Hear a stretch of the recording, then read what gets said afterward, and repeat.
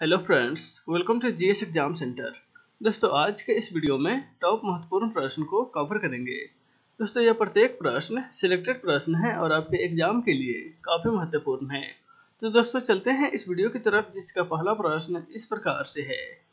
आज का पहला प्रश्न है, लेंज का नियम इनमें से किसके लिए आवश्यक है? यानी कि लेंज के नियम है वह किससे संबंधित है? राइट आंसर होगा ऑप्शन ए, ऊर्जा के संरक्षण से लेंज का नियम संबंधित है। ऑप्शन ए इसका राइट आंसर हो जाएगा। नेक्स्ट है क्वेश्चन नंबर 2। एक्स रे का आविष्कार किस वैज्ञानिक के द्वारा किया गया था? एक्स रे का आविष्कार यानी कि एक्स किरण का आविष्कार। राइट आंसर होगा ऑप्शन बी, रोएंटगेन नामक वैज्ञानिक ने एक्स किरण का आविष्कार किया था। ऑप्शन बी इसका राइट आंसर हो जाएगा। नेक्स्ट है क्वेश्चन नंबर 3। निम्नलिखित में से किस ग्रह के पास सबसे अधिक उपग्रहों की संख्या है? उपग्रहों की संख्या सबसे अधिक किस ग्रह के पास है? राइट आंसर होगा ऑप्शन सी, बृहस्पति के पास, जो सौरमंडल का सबसे बड़ा ग्रह है। यह सूर्य से दूरी के अनुसार 5वां ग्रह है और सौरमंडल में सबसे बड़ा ग्रह है। इसके पास 63 यानी कि 63 उपग्रहों की संख्या है। नेक्स्ट है क्वेश्चन नंबर 4। मोटर कार में शीतलन तंत्र किस सिद्धांत पर कार्य करता है? शीतलन तंत्र। राइट आंसर होगा ऑप्शन डी, वह केवल जो है संवहन के सिद्धांतों पर कार्य करता है। शीतलन तंत्र जो होता है यानी कि कार्बोरेटर जो होता है वह केवल संवहन प्रक्रिया पर कार्य करता है। नेक्स्ट है क्वेश्चन नंबर 5। एक अवतल दर्पण की वक्रता केंद्र पर रखी वस्तु का प्रतिबिंब कहाँ बनेगा? एक अवतल दर्पण की वक्रता केंद्र पर कोई वस्तु रखी गई है तो उसका प्रतिबिंब कहाँ बनेगा? राइट आंसर होगा ऑप्शन ए, वक्रता केंद्र पर ही बनेगा। यानी कि वस्तु जब वक्रता केंद्र पर रखी गई है तो उसका प्रतिबिंब वक्रता केंद्र पर ही बनेगा। ऑप्शन ए इसका राइट आंसर हो जाएगा। नेक्स्ट है क्वेश्चन नंबर 6। सापेक्षता का सिद्धांत यह किस वैज्ञानिक ने दिया था? सापेक्षता का सिद्धांत। राइट आंसर होगा ऑप्शन बी, प्रसिद्ध वैज्ञानिक आइंस्टीन के द्वारा सापेक्षता का सिद्धांत दिया गया था। ऑप्शन बी इसका राइट आंसर हो जाएगा, अल्बर्ट आइंस्टीन। नेक्स्ट है क्वेश्चन नंबर 7। एक शुष्क सेल में कौन सी ऊर्जा पाई जाती है? शुष्क सेल में यानी कि सूखा सेल में कौन सी ऊर्जा पाई जाती है? राइट आंसर होगा ऑप्शन सी, रासायनिक ऊर्जा उसमें संचित होती है। ऑप्शन सी इसका राइट आंसर हो जाएगा। नेक्स्ट है क्वेश्चन नंबर 8। द्रव्य की अवस्थाओं की अधिकतम संख्या क्या है? द्रव्य की अवस्थाओं की अधिकतम संख्या। राइट आंसर होगा ऑप्शन डी, द्रव्य की 5 अवस्थाएं हैं यानी कि उसकी अधिकतम संख्या 5 होती है। ठोस, द्रव, गैस, प्लाज्मा और बोस आइंस्टाइन कंडेंसेट, ये 5 अवस्था जो है वह द्रव्य की होती है। ऑप्शन डी इसका राइट आंसर हो जाएगा। दोस्तों, ये प्रत्येक प्रश्न जो है कई बार प्रतियोगी परीक्षाओं में पूछे जा चुके हैं, इसलिए यह प्रश्न महत्वपूर्ण है। नेक्स्ट है क्वेश्चन नंबर 9। किसी तत्व का परमाणु भार ज्ञात करने के लिए निम्न में से किसके साथ उस तत्व के परमाणु भार की तुलना की जाती है? राइट आंसर होगा ऑप्शन ए, हाइड्रोजन के साथ। किसी भी तत्व के परमाणु भार ज्ञात करने के लिए उसकी जो परमाणु भार होता है वह हाइड्रोजनों के परमाणु भार के साथ तुलना किया जाता है। हाइड्रोजन के परमाणु भार से ही किसी तत्व का परमाणु भार ज्ञात किया जाता है। नेक्स्ट है क्वेश्चन नंबर 10। पदार्थ का परमाणुक सिद्धांत सर्वप्रथम किसने प्रस्तावित किया था? पदार्थ का परमाणुक सिद्धांत। राइट आंसर होगा ऑप्शन बी, जॉन डाल्टन ने पदार्थ का परमाणु सिद्धांत दिया था। ऑप्शन बी इसका राइट आंसर हो जाएगा। नेक्स्ट है क्वेश्चन नंबर 11। किसी परमाणु के लिए प्लम पुडिंग मॉडल किसके द्वारा दिया गया था? Plum pudding model. किसी परमाणु के लिए यह मॉडल किस वैज्ञानिक के द्वारा दिया गया था? राइट आंसर होगा ऑप्शन सी, जे थॉमसन के द्वारा। ऑप्शन सी इसका राइट आंसर हो जाएगा। नेक्स्ट है क्वेश्चन नंबर 12। जिन एक परमाणु कणों में सामान्य उप परमाणु कणों के विपरीत गुण होते हैं उन्हें किस नाम से जाना जाता है? राइट आंसर होगा ऑप्शन डी, उसे उस परमाणु के प्रति कण के नाम से जाना जाता है। ऑप्शन डी इसका राइट आंसर हो जाएगा।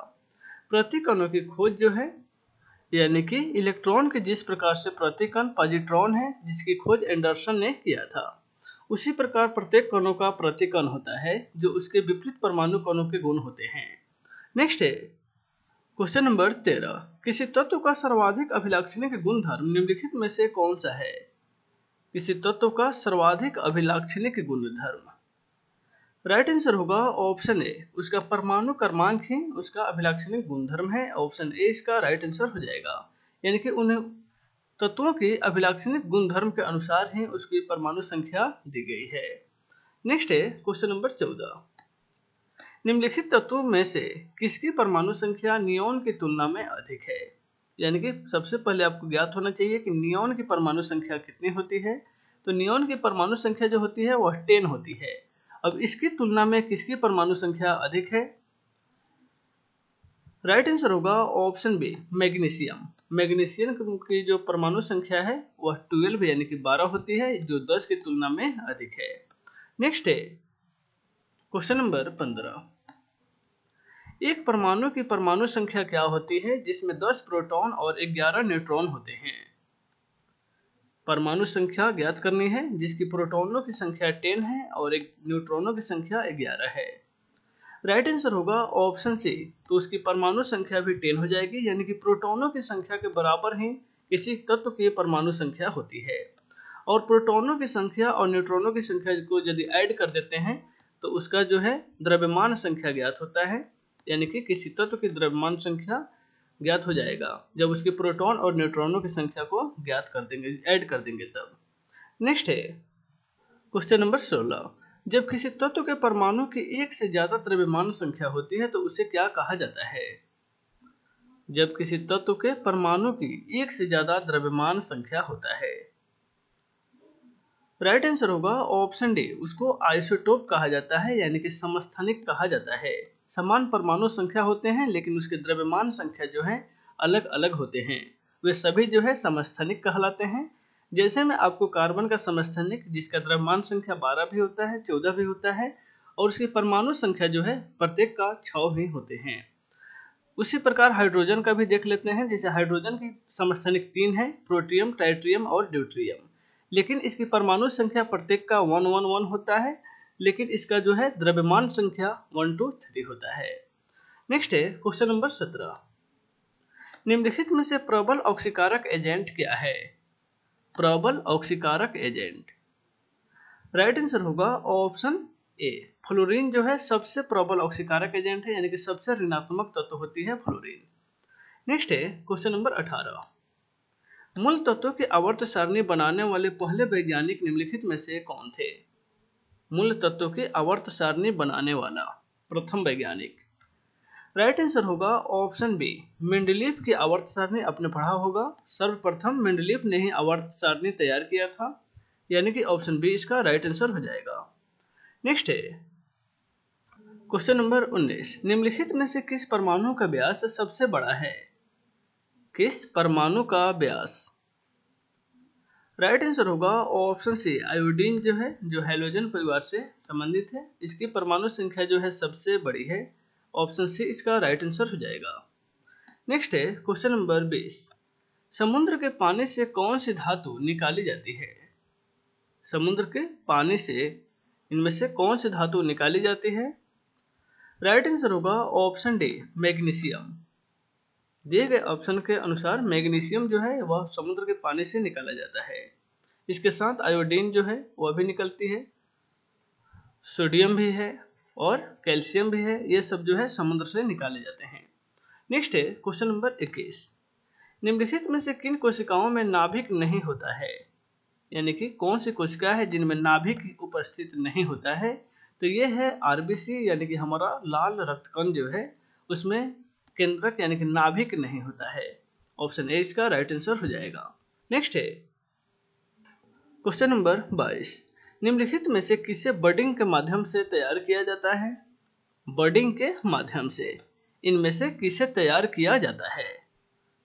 राइट आंसर होगा ऑप्शन बी, ईस्ट को।